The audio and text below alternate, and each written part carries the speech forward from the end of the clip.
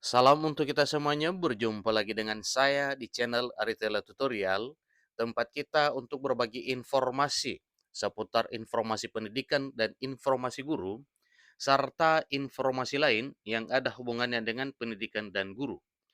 Pada pertemuan ini, saya menyapa Bapak Ibu honorer setanah air yang selalu setia melaksanakan tugas tanpa mengenal lelah. Saya yakin bahwa Bapak Ibu honorer selalu dalam keadaan sehat walafiat. Perlu saya jelaskan kepada Bapak Ibu bahwa informasi terkait dengan dunia pendidikan dan guru yang kita bahas melalui channel ini, termasuk pembahasan terkait dengan nasib honorer, seleksi P3K, seleksi CPNS, pendidikan profesi guru, tunjangan profesi guru, dan hal lain yang ada hubungannya dengan dunia pendidikan dan guru, termasuk kenaikan gaji PNS.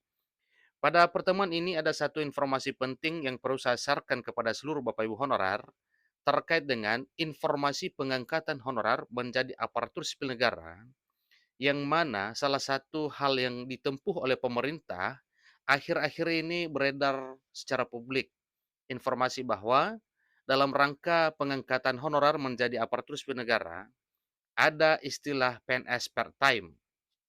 Nah, di sini informasinya yaitu tertarik jadi PNS part time, berapa sih gajinya? Nah, ini adalah informasi yang dimuat oleh CNBC Indonesia, Bapak Ibu ya, dan saya sharekan kepada seluruh Bapak Ibu honorer. Nah, terkait dengan informasi ini, Bapak Ibu, simak informasinya sampai selesai dan jangan lupa dukung channel ini dengan cara like dan subscribe, share, dan komen, serta nyalakan tombol notifikasinya supaya semua informasi yang disalurkan melalui channel ini selalu update di layar Bapak Ibu. Tanpa basa-basi lagi, langsung pada informasinya. Sebagaimana informasi yang dimuat di sini bahwa pemerintah dan Dewan Perwakilan Rakyat Republik Indonesia ini tengah membahas terkait dengan rancangan undang-undang tentang perubahan atas Undang-Undang Nomor 5 Tahun 2014 tentang aparatur sipil negara atau tentang ASN, yang mana hal ini disampaikan bahwa tengah dibahas pemerintah dan Dewan Perwakilan Rakyat Republik Indonesia. Nah, tentunya Bapak Ibu yang kita harapkan di sini apa yang sedang dibahas oleh pemerintah, tentunya ini melalui BKN dan Menpan RB Bapak Ibu ya, bersama dengan DPR RI, yang mana pembicaraannya harapan seluruh honorer adalah hal positif yang sifatnya berpihak kepada seluruh Bapak Ibu honorer terkait dengan mengantisipasi nasib honorer supaya tidak terdampak dengan penghapusan sebagaimana yang sudah beredar informasinya secara publik. Tentunya penghapusan honorer dalam arti PHK, kemudian pemecatan ataupun honorer dirumahkan ini adalah bukan suatu hal yang diinginkan oleh seluruh masyarakat, apalagi honorer sendiri. Karena memang dengan penghapusan dalam arti PHK massal atau pemecatan itu adalah benar-benar merugikan para honorer seperti tidak dianggap bagaimana dedikasinya yang telah diabdikan pada negara selama ini. Nah, tentunya Bapak Ibu, pemerintah di sini sudah berupaya semaksimal mungkin sehingga di akhir-akhir ini ditempuh satu solusi dengan istilah sistem PNS per time. Nah, tentu Bapak Ibu, ini satu pertanyaan bagaimanakah sistem PNS per time itu?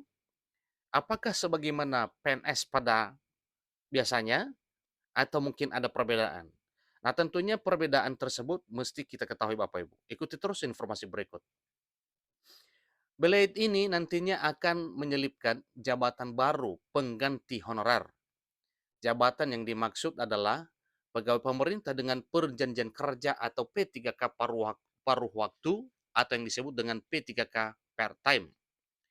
Anggota Komisi 2 DPR RI Gus Pardigaus mengungkapkan bahwa pegawai pemerintah dengan perjanjian kerja atau P3K paruh waktu dihadirkan dalam revisi undang-undang itu untuk mengakomodir tenaga honorer di lingkungan pemerintahan, baik instansi pemerintah pusat maupun instansi pemerintah daerah yang terdampak kebijakan penghapusan tenaga honorer pada 28 November mendatang ini. Jadi ini sengaja dihadirkan Bapak Ibu dalam revisi Undang-Undang Perubahan atas Undang-Undang Nomor 5 Tahun 2014 tentang ASN. Maka muncul satu hal baru yaitu ASN atau P3K part time atau paruh waktu. Unsur baru tersebut ini menjadi solusi supaya tidak kehilangan pekerjaan dan tidak menurunkan pendapatan mereka sekaligus tanpa menambah beban anggaran pemerintah untuk belanja pegawai demi mengangkat 2,3 juta tenaga honorer hasil verifikasi pemerintah. Nah, ini sebagaimana kita ketahui Bapak Ibu bahwa pada tahun 2022 tahun yang lalu, oleh pemerintah melalui BKN telah menyampaikan pendataan atau telah melakukan pendataan honorer sebagaimana yang telah dilakukan pada tahun 2022 yang lalu itu, dan hasilnya terjaring sebanyak 2,3 juta tenaga honorer yang memenuhi syarat untuk terdata di database BKN dan telah dinyatakan lolos verifikasi. Nah, tentunya ini adalah satu harapan bagi honorer yang telah tercover dalam database BKN akan diangkat menjadi aparatur sipil negara di tahun 2023 tahun ini. Ini menjadi win-win solution. Kalau paruh waktu tentu anggaran gajinya tidak sama dengan full time. Jadi meringankan anggaran negara. Di satu sisi, para honorer akan ada kepastian dia bekerja di pemerintahan. Ini bagian dari perubahan yang akan dilakukan di revisi Undang-Undang Aparatur Sipil Negara. Ini tegas Gus Pardigaus dikutip pada hari Jumat 7 Juli 2023. Jadi ini baru saja Bapak Ibu ya. Baru saja disampaikan oleh salah seorang anggota Komisi 2 DPR RI, dalam hal ini adalah Gus Pardigaus, bahwa salah satu hal yang ditempuh nantinya untuk mengantisipasi honorer dari PHK yaitu dengan adanya ASN part time atau paruh waktu. Dalam arti P3K paruh waktu atau PNS paruh waktu. Lantas berapa gaji yang akan dibayarkan kepada honorer tersebut? Jadi pemerintah kepada P3K ini ya akan membayarkan gaji sebesar tentunya sesuai dengan ketentuan nantinya. Nah, dalam hal ini pemerintah dan DPR RI ini belum membahas dan menyepakati perihal tugas, fungsi hingga gaji P3K per waktu ini. Namun, berdasarkan aturan besaran gaji honorer di seluruh Indonesia telah ditetapkan dalam Peraturan Menteri Keuangan atau PMK dengan nomor 83 garing PMK.02 2022 tahun yang lalu. Dari aturan tersebut diketahui besaran gaji honorer tertinggi ada di DKI Jakarta, di mana gaji Satpam mencapai 5,61 juta. Sementara itu, untuk pramubakti, gaji tertinggi berada di Papua sebesar 4,18 juta.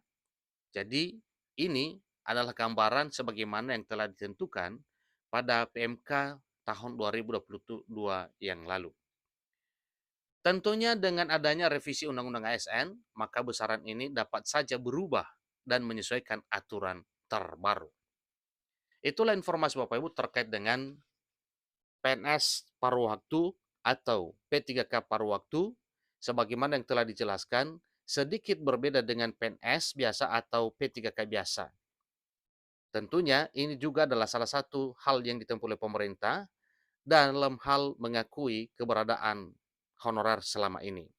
Demikian informasinya, semoga solusi yang baik akan ditempuh oleh pemerintah demi kejelasan status honorer ke depan 28 November 2023. Demikian informasinya, sampai ketemu pada informasi berikutnya. Terima kasih.